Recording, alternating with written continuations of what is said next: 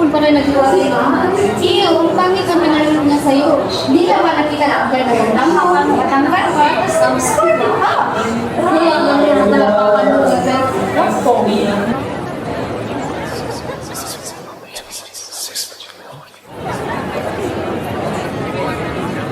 Laki! Lika nga dito! Ay! Hala, pasensya.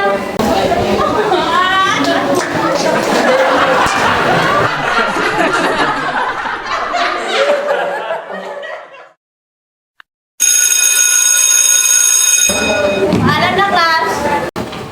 Alam na po, binibining Mendola.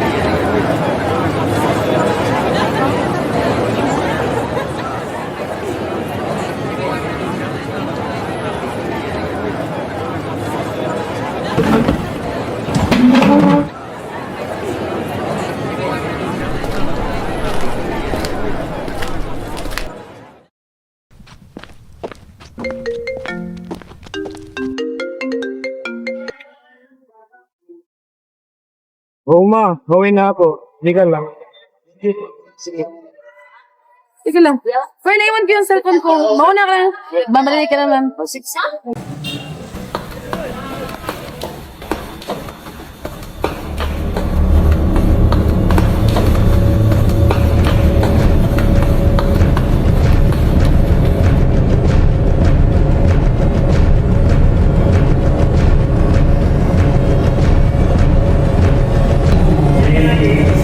Hala, nasaan yung jacket mo?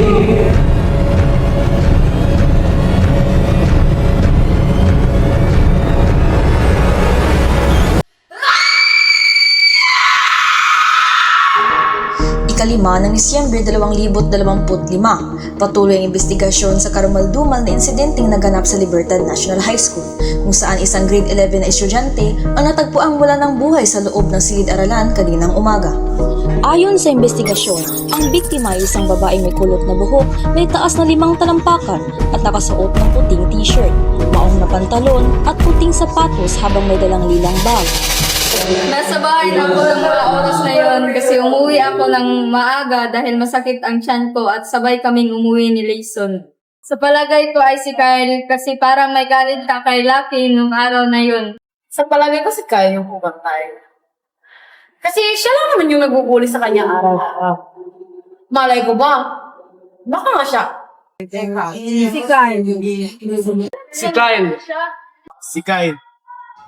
Ayon sa mga nakalap nating pahayag mula sa mga saksi, si Kyle raw ang itinuturong may kagagawan sa insidente. Nakita umano ng mga kaibigan ng biktima si Kyle sa loob ng silid-aralan, kasamang wala ng buhay na katawan dahil upang agad nilang pagdudahan na siya ang responsable sa mga pangyayari. Pagkawalan mo ako! Hindi ako ang pumatay na Virgin Lucky! Nung araw na yon, naiwan ko yung jacket ko at sinalikan ko sa classroom. At kung nakita pumatay na si Lucky, at natapon ako kaya tumakbo ako palabas.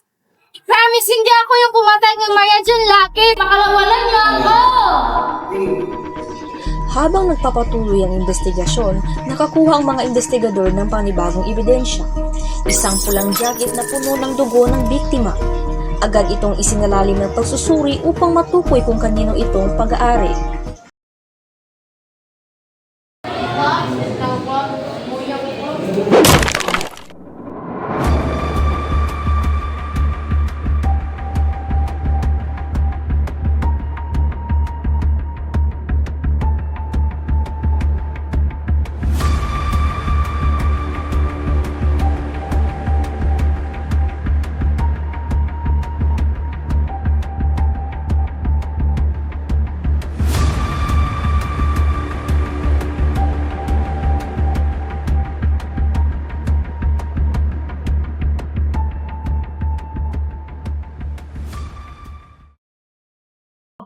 Maigli ang kanyang buhok.